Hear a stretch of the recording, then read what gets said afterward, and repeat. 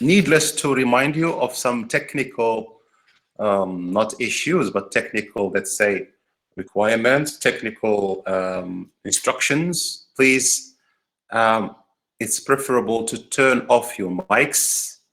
You can keep on your cams. Cams do not disturb, but what really disturb are mics.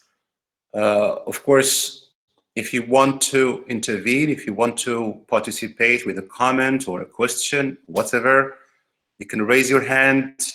There is an icon that you can click on of raising the hand, yeah, and I will give you the floor to speak. And what else? This is it. I mean, if just to maintain the good flow, the good acoustics, and to make the best of the session without disturbances. This session is programmed to be introductory. I will introduce to you the course, what it is all about, how important it is, and I will also mention some of the requirements that I have for you. That is what you are required to do during the course. In addition to probably raise a discussion towards the end of the course. This discussion will be like a kind of brainstorming about your own preferences, your own views, your own likes and dislikes, maybe about media. And again, it will also be an opportunity to get the amount of knowledge that you already have about the course, because after all, we live with mass media, and the mass media live with us, and we are surrounded, we are overwhelmed, we are even sometimes bombarded and saturated by the media. Wherever we are, there are mass media. We cannot escape them, okay?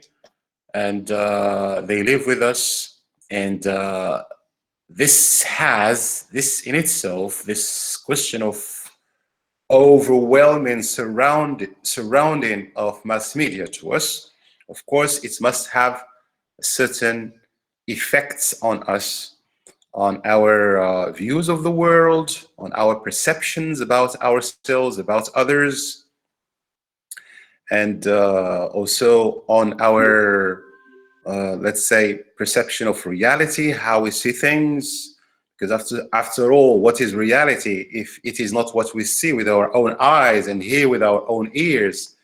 Except that the problem is that what we see with our eyes and hear with our ears is, let's say, meant for us to see and meant for us to hear. It's like if I ask each one of you, what do you see around you?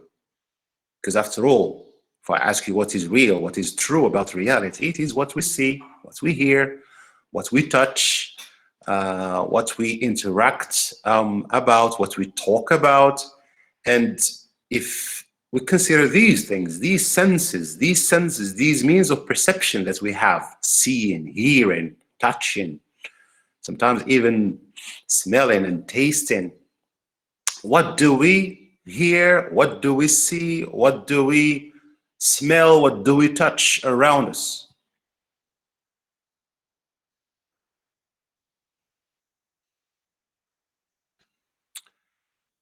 So we see,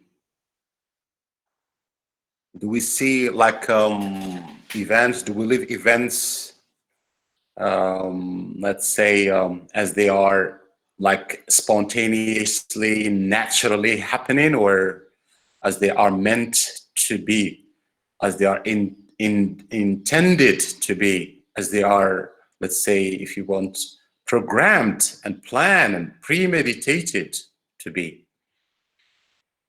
Of course, if we agree that it is the second option, the source of all this is mass media and mass media industries, mass media businesses that have, of course, a lot great deal in what is real in the world around us.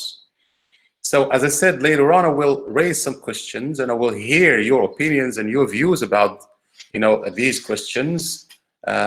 In a sense, I will try to measure the amount of understanding you have about mass media and the importance of mass media in the world around us. And again, hence the importance of studying mass media. So this is like a very short introduction about the importance of mass media and why do we have to study mass media. And this leads me to ask maybe the second question that relates to media studies. What do we mean by studying the media? Because after all, the course is an introduction to media studies. So what are we supposed to study, in a sense, in this course? I guess so would you like me to, let's say, just to be instructive, to present, to go with the flow and present, or you would like to participate and interact and like provide responses, provide answers to what you already know about mass media, about media studies, what we mean by media studies as a very important discipline? Okay, so just to give you, as I said, an idea about what we will be studying, I will, let's say, describe to you the set of objectives that we intend to achieve in this course. So the first objective is, first of all, like a general introduction into the field of media studies. Second, we will have a chance to discuss the importance of media literacy. When we talk about media literacy, because that's, after all, the objective of the course. The objective of the course is to raise in you what we call media literacy. And what is the meaning of being media literate? Because after all, talking about literacy, we no longer talk about like basic literacy nowadays. Of course, the problem is that sometimes people know how to read, know how to write, but they don't understand the world.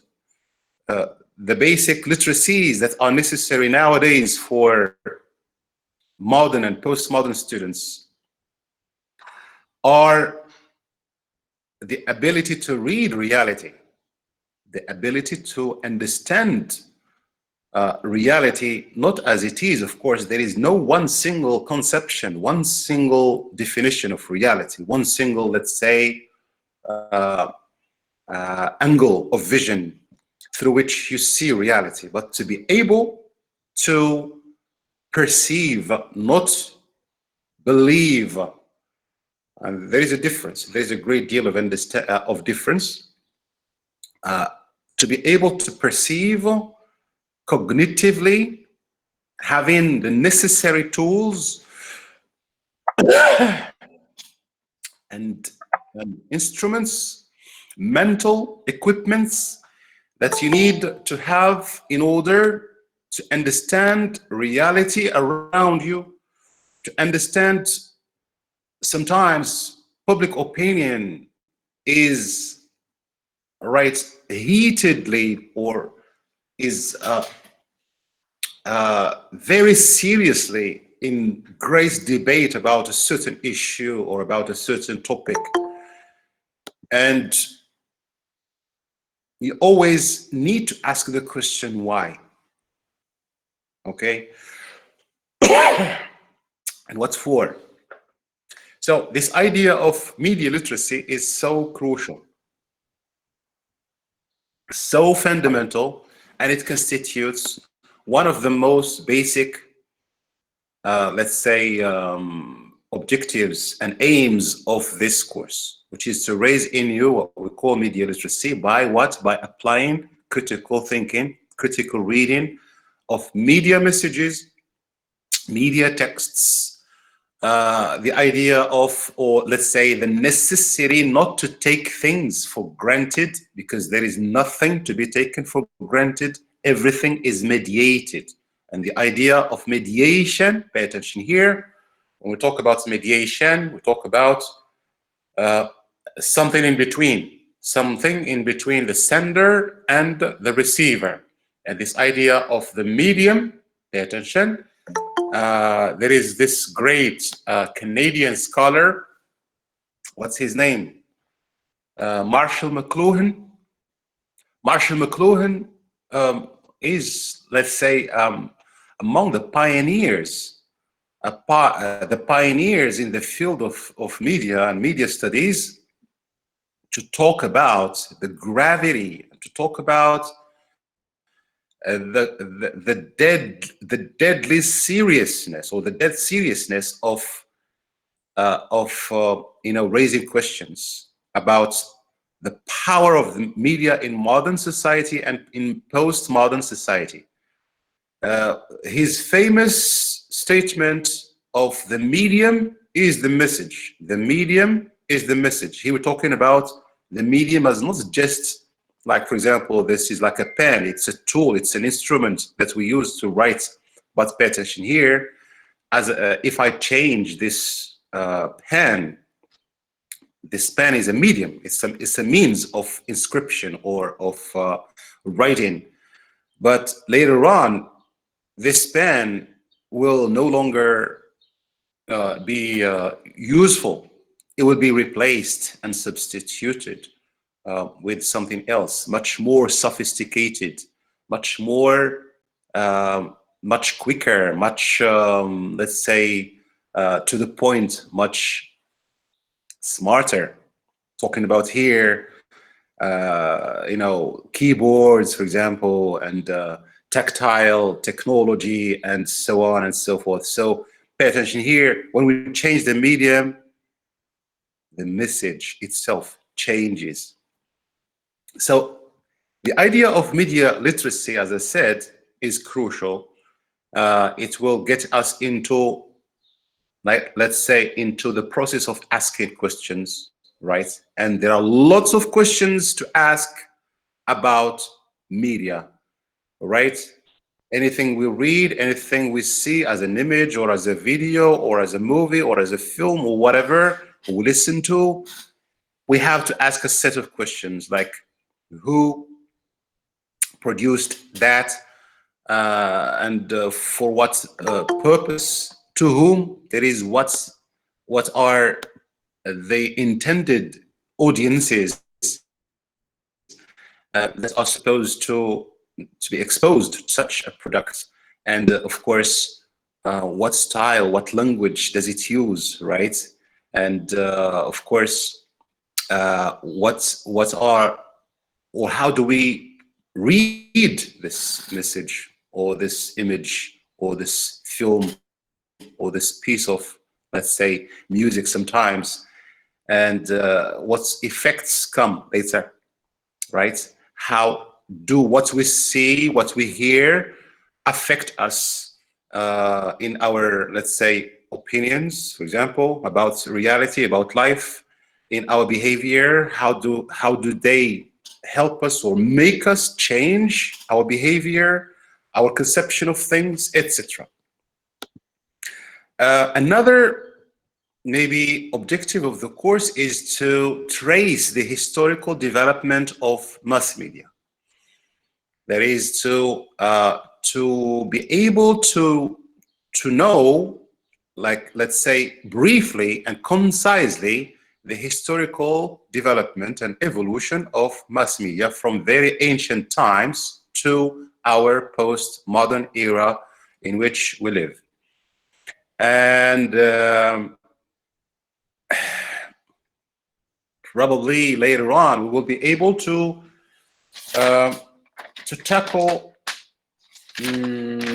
probably media theory or theories, theorization. Pay attention. We cannot understand the world, we cannot understand phenomena unless we have the tools to do so. If you want to understand mass media and how mass media function, we need to have tools. We need to have instruments. What are going to be our instruments to do so? A set of theories, a set of formula, right? You cannot understand mathematics, for example. You cannot be a good mathematician without grasping a set of theorems, a set of formula or formulas, a set of rules, a set of theories that were set by scholars, by, let's say, the godfathers of the subject, okay, by the scholarly authorities who have been able to see through these phenomena and who have been able to dissect the intricacies, the secrets, and the subtle tools and the subtle mechanisms that go inside, or that, let's say, constitute maybe the strategies and the techniques used by media industries in the field of, let's say, disseminating, producing, disseminating, distributing, different media messages. So what are these tools? What are these instruments? They are a set of media theories, which we're going to introduce to you very briefly and very concisely, not expand a lot on them, because after all, you're not specialized in the field of media. You're not doing a master in media studies or a PhD in media studies. This is just like an introduction to the course of media studies. So when we tackle the media theory or media theories, we will be brief and to the point. Okay, we will be brief and to the point. But believe me, it's something that you will enjoy.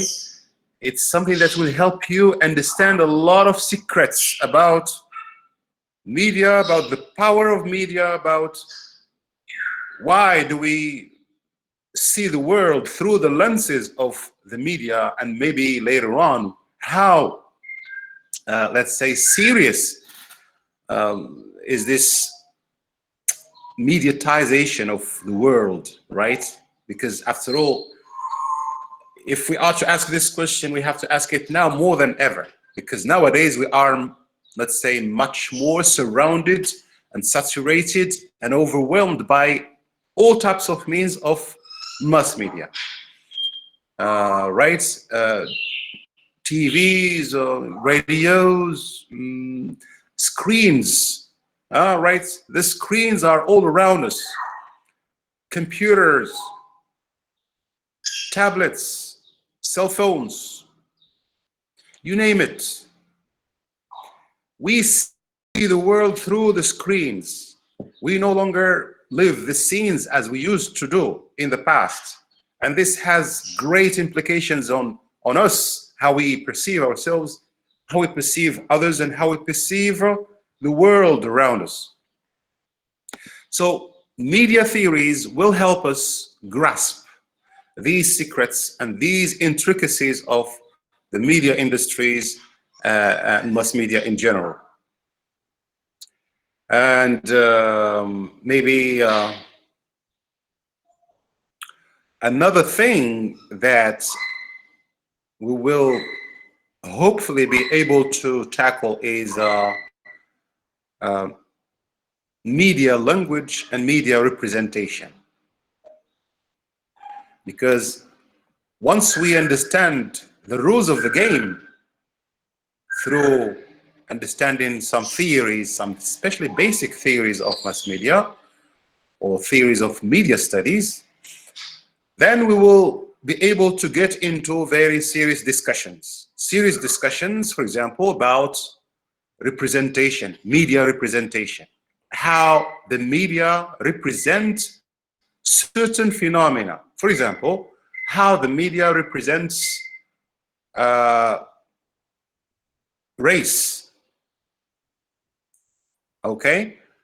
The representation of race, the media representation of race. And we have, of course, a lot of case studies, a lot of examples. Let's ask the question, how do the media represent Afro-Americans?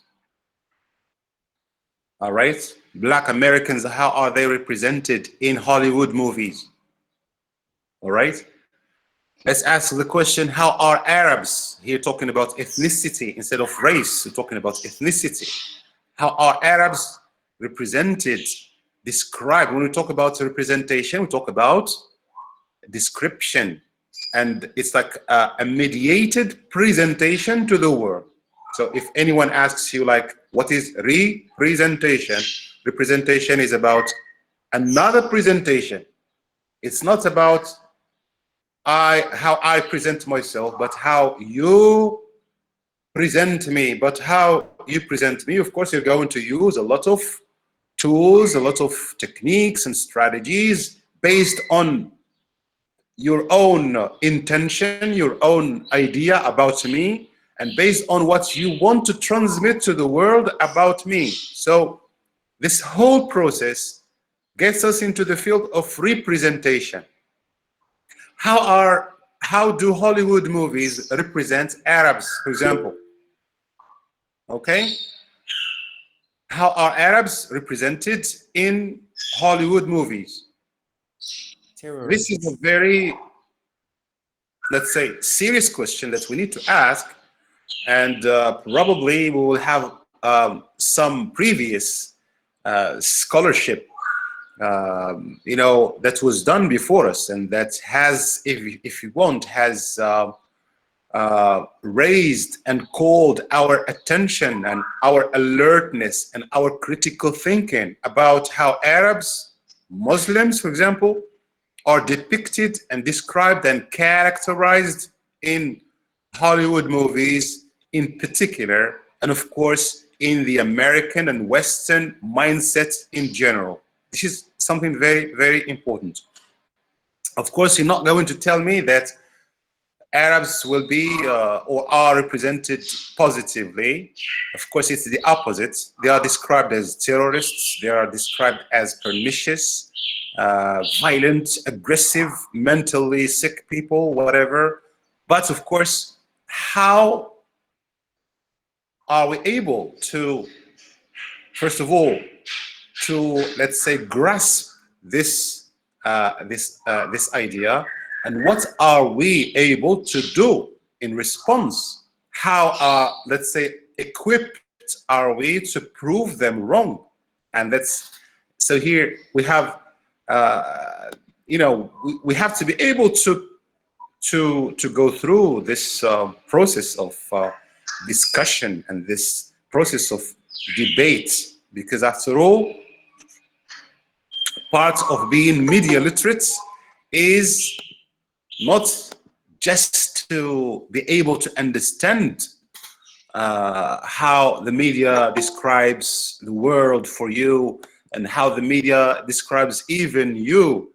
It's not just about being able to understand this, but after all, as what's her name, as Fatima Al-Marnisi said, empowerment is not just about understanding, right? She was in the course of talking about women's empowerment. Of course, she said that, first of all, it needs to start with consciousness. We have to be conscious of reality and what is like being concocted around us. But also, the purpose is to be able to fly, is to be able to get away from this pernicious, negative description, representation that is meant to be like about you, and that is meant for you to to stay there forever. How able are you to fly over? How able are you to be equipped with the necessary tools to prove this reality wrong? So talking about the representation of Arabs is so important. Again, the representation of gender representation in the field of media is something very crucial and something that is very debatable. How are women described in mass media? When we talk about mass media, we talk about maybe in films, in series, in soap operas, in advertising. If I ask you a quick question, what is the typical or prototypical description of the Moroccan woman in television advertising? What type of women are presented to us? For example, that's good. Ghufran, yeah, typical representation of women, Moroccan women, is that of housewives. We still participate and through mass media in installing and instilling the idea that women's place is the house, not the outside world, not institutions or organizations or businesses or the public sphere, but it's just the private sphere. And this is a very big controversy that we need to be, first of all, to be aware of. How can we be aware of it? By tracking it, by pursuing it, by looking for, examples and cases. There are plenty of advertisements, for example, that deal with the women as a housewife. Of course, what effect does this have on the public perception of women, of gender relations, of women and work, of women and space, of women and power? This is, these questions are very serious. And this, here the media are not just a means, they are industries. By the way, they are very strong cultural industries. You know what I mean by this? Media are cultural industries. Because this is the most fundamental definition of mass media. They are cultural industries. When we talk about industry, it's like a factory. When we talk about industry in general, maybe the small example to give is a factory. And a factory is an organization, is a business that, what does it do? It produces something. It makes something, creates something. What do these industries make and produce? They produce cultural products, cultural objects. Cultural products like what? Like, we can take them maybe on two levels. We have the physical level, and we have, of course, let's say the concrete level, and we have the abstract level. The concrete level of this cultural product is that thing that we see. Maybe a movie is a cultural product. A song is a cultural product, because you can perceive it with our own eyes, with our own ears, and this makes it physical. Again, because it has certain dimensions and measures. It's 2 hours long, it's 3 minutes long, if it is like a piece of it's like a song or whatever. And of course it uses, if it is a video clip, it uses colors, it uses sound, it uses lights, it uses special effects and so on. So all these characteristics and features make this cultural product physical, tangible, perceptible, and material. However, what is what is more dangerous, what is more hazardous, is the abstract level of this product. The culture product is characterized by being very subtle and of its power to address, and this is something very serious, that to address the subconscious.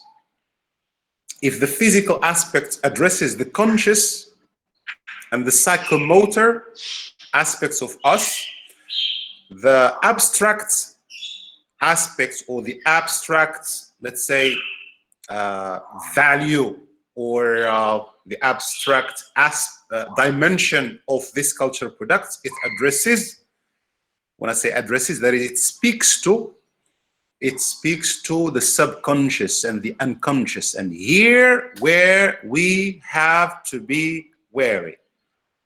Okay?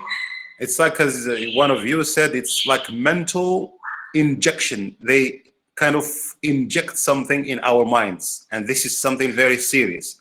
And the problem is that we're not conscious of this. That's why I said it addresses the subconscious. Of course, there are some tools, calling to the emotional appeal, nice types of music.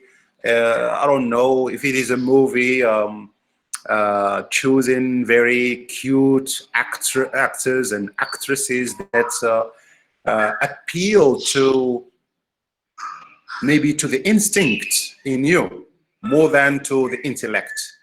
And that's something very serious. Again, so we have to be equipped with different tools to differentiate between these levels. So as I said, what do media produce? They produce, so they are cultural industries, so they produce cultural products, cultural goods, sometimes that we don't buy, goods that are given to us for free. But pay attention, they are given to us for free, but we have, there is a price.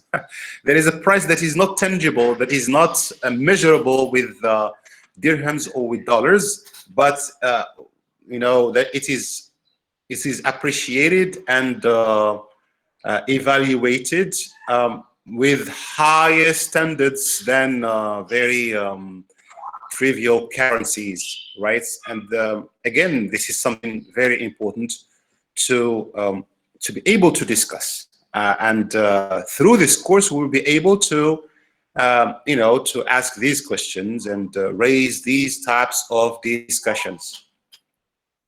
Again, the idea of media and advertising is another layer that we can present. Before we move to maybe the last part of the course, we'll hopefully be able to discuss the new tendencies in the field of media, especially in with the advent of the internet and the social networking sites. And of course, with the advent of the internet and social networks, media structures will be transformed. And not only media structures, but also the processes of, for example, of the processes of news processes, for example. Talking about something before the advent of the internet, we used to sit back and listen to the media presenters present to us what goes on outside. Like we used to sit behind and see and follow the world through television, or sometimes just through radio or print media or newspapers, magazines. We need to know about the world. But nowadays, with the advent of the internet and social networks, whether we want it or not, we are parts of the news-making process. We ourselves have become active in news production, right? And also in you know, when we say news production, pay attention here. This is a huge transformation that has happened in in the, let's say, especially in particular in news media. Remember that in the past, we had no control whatsoever about what was presented on news bulletins, be them on TV, on radio, newspapers, whatever. So media industries, 2M, Ola, Media, whatever, CNN, Fox News, Al Jazeera, whatever, media industries or media institutions controlled everything, and they presented what they think and what they want us to think as the most important news, the most important, let's say, information to be disseminated and also to be discussed. Okay? But nowadays, with the advent of internet and social media and the blogosphere, we have text blogs, we have video blogs, we have YouTube available for you, we have Facebook available for you.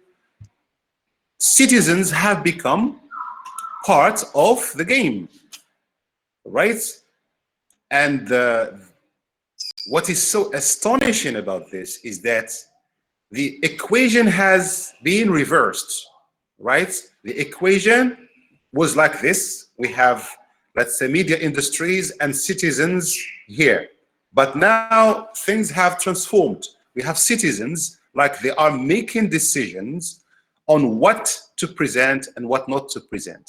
What is considered as newsworthy and what is not considered as newsworthy. When we say newsworthy, that is something that is worth presenting, worth considering as news. There are certain values of newsworthiness, right? What matters to people? What is important for the general public to know? Okay? Gone are all the days where we used to listen just to protocol news. You know, protocol news, that is, you know, news about the palace, about the king visits, the king inaugurations of different projects, and so on and so forth. Of course, we still have these, you know, protocol news. But in parallel, we have news about society, about what really matters to people. All right? News about demonstrations in the streets by contractual teachers, for example. News about corruption. News about failing policies of politicians, right? And who has been able to introduce such types of news? Of course, it is citizens, normal, ordinary citizens, by using their cell phone cameras, taking pictures, and you know, of course, making videos and posting them through, you know, social networks. Dissemination becomes so quick, and of course, reception becomes so quick, and hence, the public is more informed and more aware than ever before. You know, of course, sometimes we tend to think that people are not interested in news or whatever, but in reality, that's not true. They're not interested in news, in protocol news, or in official, let's say, bulletins of our failing, for example, public media institutions, TVs, radios, and so on. But at the same time, they are more interested in what really matters to them, in news about them, about society, rather than about politicians and about policies and about institutions. News about the people, news that is likely to enlighten society and maybe to promote social development at different levels: economic, social, cultural, etc. So the internet and social networks have reshuffled the game, have reshaped the structure of newsmaking, and so on.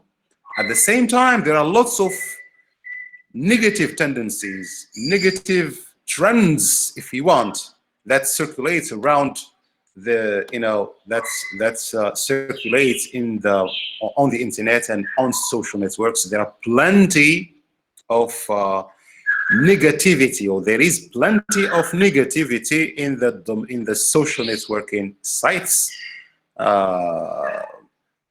We have sometimes even mediocrities, and sometimes we have a lot of even obscenities. Remember, my daily routine, for example, is a good example. Is a good example or a bad example?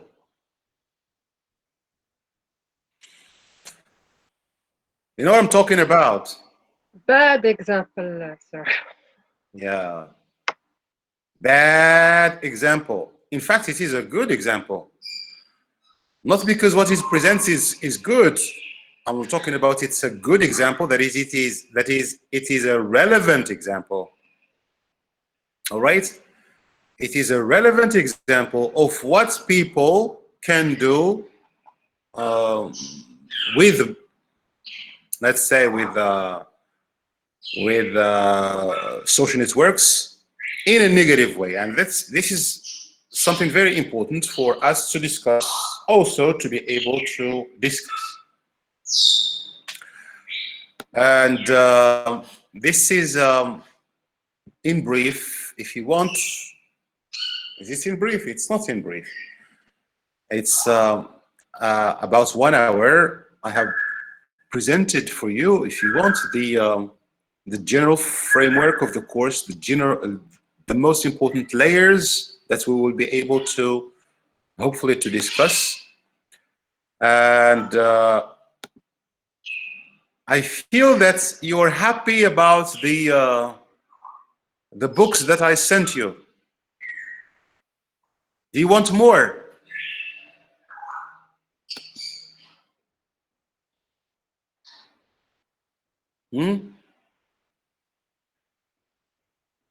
Don't be hypocritical. Say the truth. Here we have a lot of yeses, a lot of okays. We have one who says no, sir. Of course, it's enough. Okay, this is interesting. So here I have reshuffled the game. So pay attention here. See the effect of mass media. In the beginning, I had a lot of yeses, a lot of courses, a lot of sures. And when I alluded to some deviation in the course of responses, I have even people changing their minds abruptly. No, we have no with 3 O's, and another no with 4 O's. What was the question? Where were you?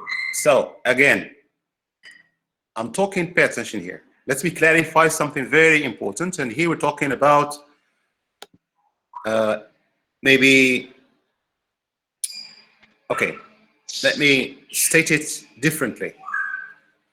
There are 2 directions that you can take in this course. 2 directions, and you choose.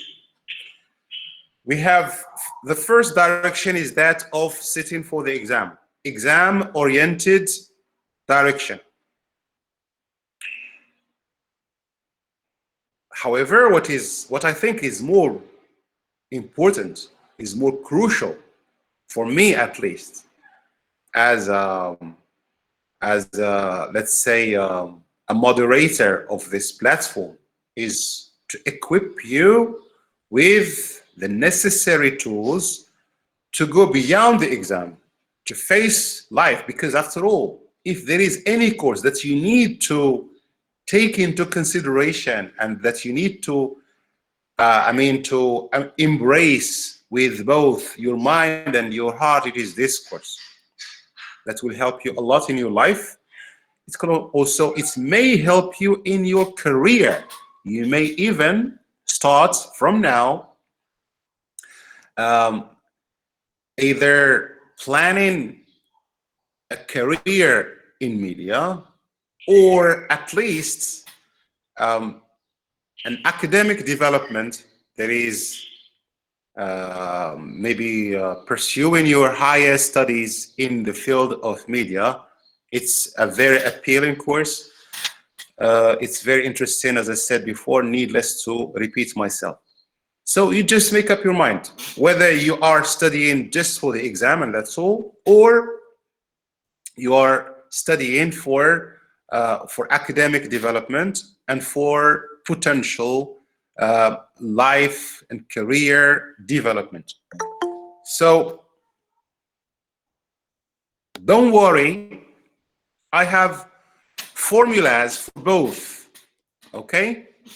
I have formulas for both, which you can take inclusively or exclusively. In other words, I will give you two formulas. You can take just one of them and work on it, or you can take both of them, that is inclusively. All right, either choose or hold both. For those who want to prepare just for the exam, sit for the exam, have a good mark, and that's all you can do is just disregard the books I sent you and don't use them, right? The dictionary I sent you, etc.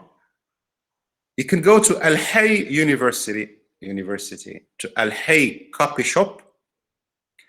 I think I deposited last year a booklet, a very small booklet of 59 pages, which normally comprise, these pages comprise the 3 first chapters of a book. The book title is, you can write it down, Media and Society, by O'Shaughnessy and Stadler, 2009. The book is the 4th edition of a series of, it's a very successful publication by these scholars. As I said, the 3 first chapters of this book, like about 59 pages. It's written in very simple language, and it has a very clear, very concise outline.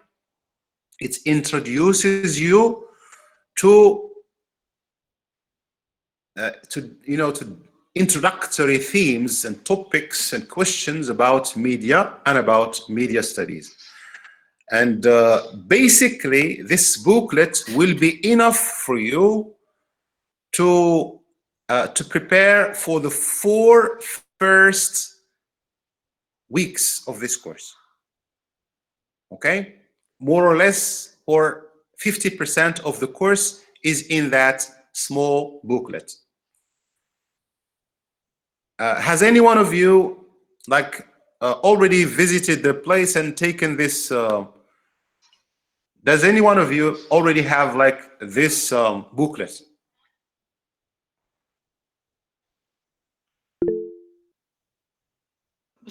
Who already has this booklet?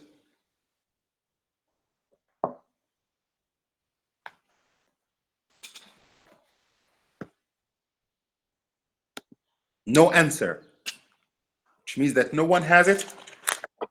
Sir, I have it from last year, I believe. I bought it. Is it this one here? Oxford? Yeah, Oxford University Press. Oxford University. Yeah, that's the one. That's the one. This one here?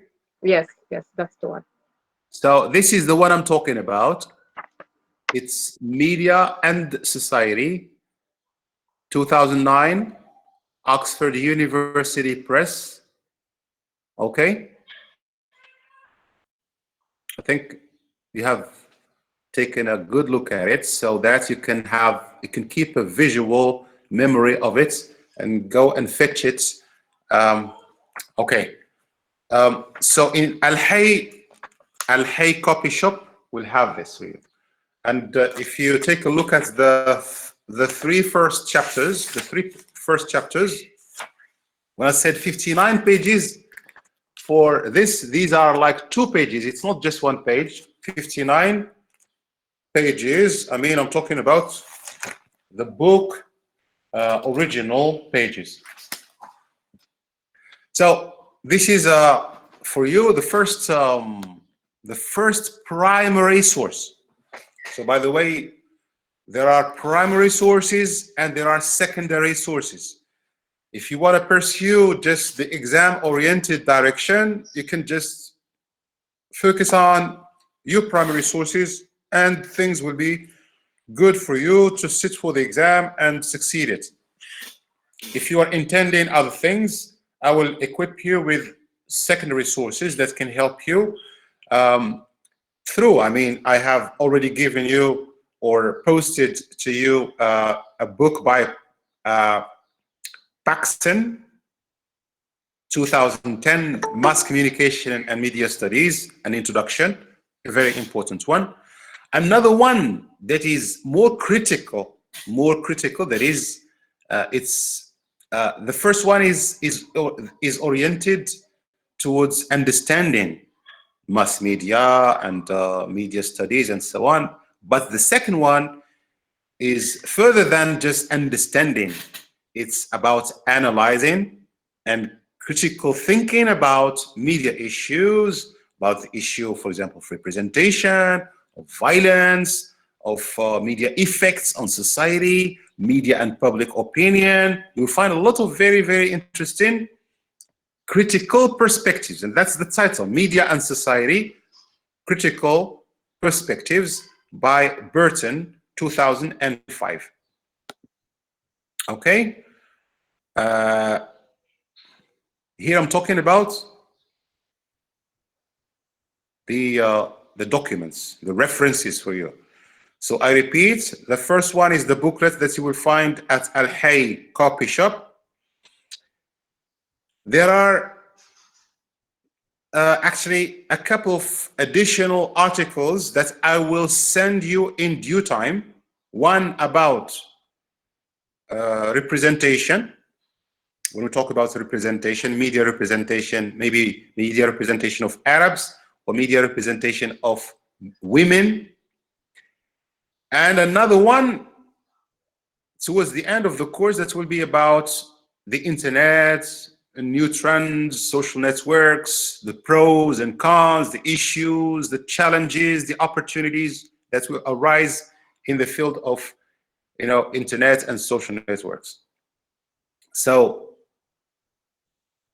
these are, let's say, the print materials, the reading materials.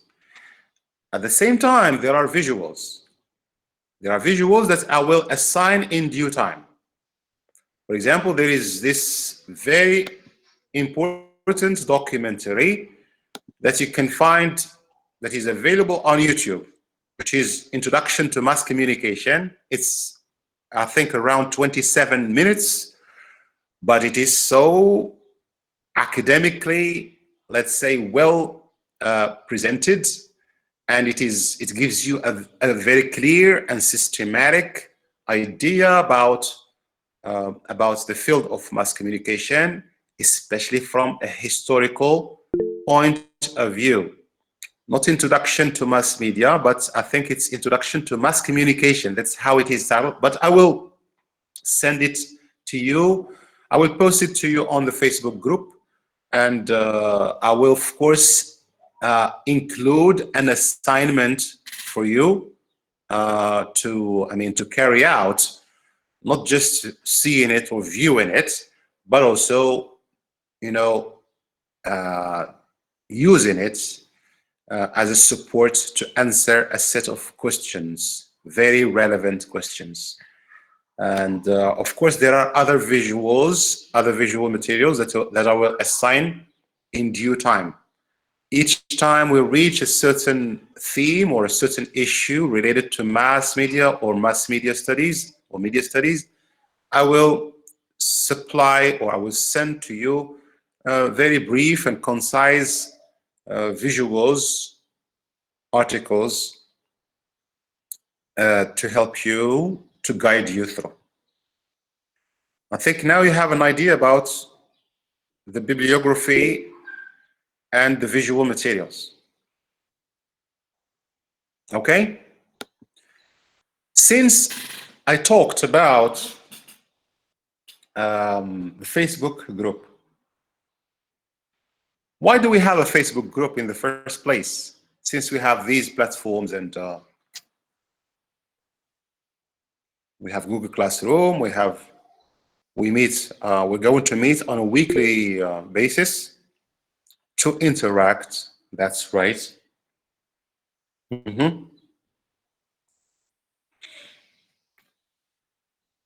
Because after all, pay attention. The idea of interaction is so important. Okay, because you use it often. Yeah, it's a way of reorienting, like readjusting your use of mass media for academic purposes. All right, because I think now these tools are using us instead of us using them. They are using us. They're taking our time. They're bombarding us sometimes with things that we don't even know, things that we don't even want. Now we can use them. All right. Your turn to use them effectively, beneficially. How can you, or how can we use a Facebook platform, for example, for this course? Right, to post some beneficial materials, that's for sure. I indicated it in the introduction in like a very initial presentation of the group, of the Facebook group. So to post relevant materials, to ask questions, okay, to share views and comments about courses, to constitute what we call a follow-up, right? For example, today, once we finish our course, you can do a kind of follow-up discussion through Facebook group, things that you have retained, things that you have grasped, things that you have not very well understood, things that you are skeptical about, right? Express your opinions, your thoughts, following each class we have. This is one way of making use of this platform. This is one way. Another way of doing it is sharing assignments, especially visual assignments. Once I share with you an assignment, or I assign something for you to do, like to see a documentary or whatever, and then followed by a set of questions, you have to respond through the page, on the page. And of course, when you respond on the page, you will give the opportunity for people around you, like for your classmates and your group mates, to understand your view and to add to what they know, sometimes to clarify things that are ambiguous in their minds, and even to raise questions again. And you will be receiving comments, not just likes and dislikes, but also comments, instructive and constructive comments. You can agree, disagree, whatever. And what else? You can also choose, even for those, over ambitious students, right? Who are able to deliver, who are able to express their opinions in a very systematic way. They can even work on presentations. You can work on a presentation about a media issue or a media question, a relevant question to the field that we're studying, a new trend in the open society, in our Moroccan society, how Moroccan citizens deal with the mass media. Media phenomena are not what lacks. They are what's overwhelmed, and not what lacks, in fact. So you can choose to tackle a point, a question, and present it in a video, for example, and post it on the Facebook group. And of course, it should be very concise, very brief, 2 to 3 minutes again. So you will be doing public speaking this time, but public speaking, relevant public speaking related to a field of study that we are dealing with. What else? So there are million ways to be active in and through the Facebook group that we have created. So let's make it active and effective. Not just active for nothing, but effective for a purpose. And the purpose is retention, to enhance retention, to enhance understanding of, because after all, no matter what we do, we cannot reach even, I don't know, 1% of what we need to understand about this field of mass media and media studies, because after all, we are overwhelmed by the constraints of time and the constraints of distance and the constraints of the very late kick-off that we have in this term. So we have a lot of constraints. That's why we are like approaching the course using different tools and different instruments in different ways. All right. So we have email, we have Google Classroom, we have Google Meet, and we have, of course, Facebook group. So let's make the best of them.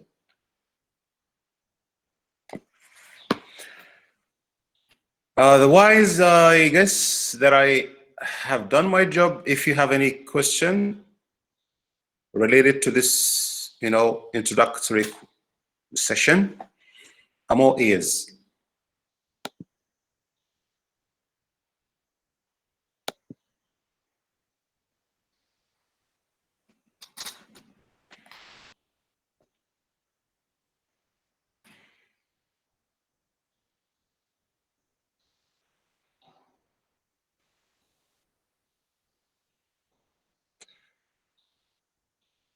The authors of the booklet. Okay.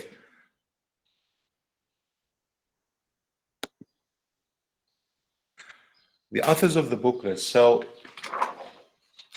for me, okay, you can just go to Al Hay copy shop and ask the manager or the responsible there for the booklet of media put by Professor El Qaddousi, okay, and you will be given it.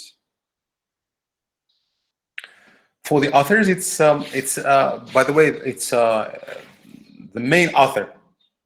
Oshinezi is spelled somehow in a very strange way. But I will show you quickly. I will show you let's say the bibliography if you want, if you're interested in it. So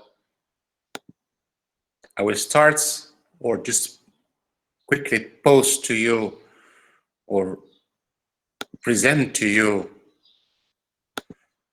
the slide concerning the bibliography and the visual materials.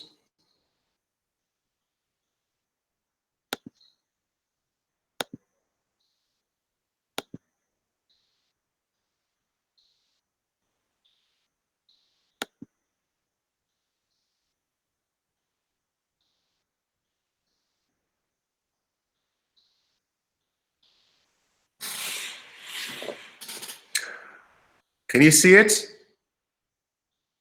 Yes, sir. Okay. Yes. Yes, sir. So like 10 seconds and I will take it off.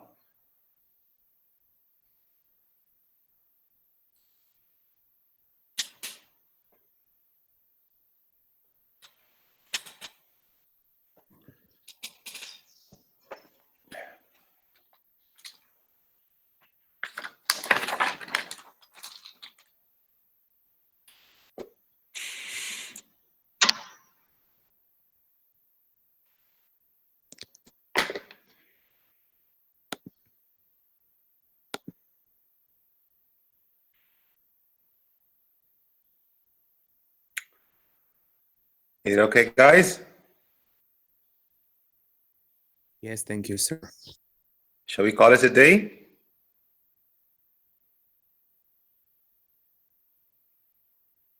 All right, I guess no. Okay, for those who have questions, please don't hesitate to ask questions on the Facebook group. Okay, have a good time. Have a good week kick off, and see you next week. Yes, sir.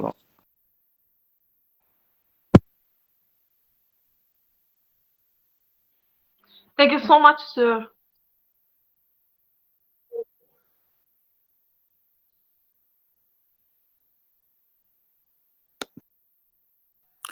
Thank you so much, sir.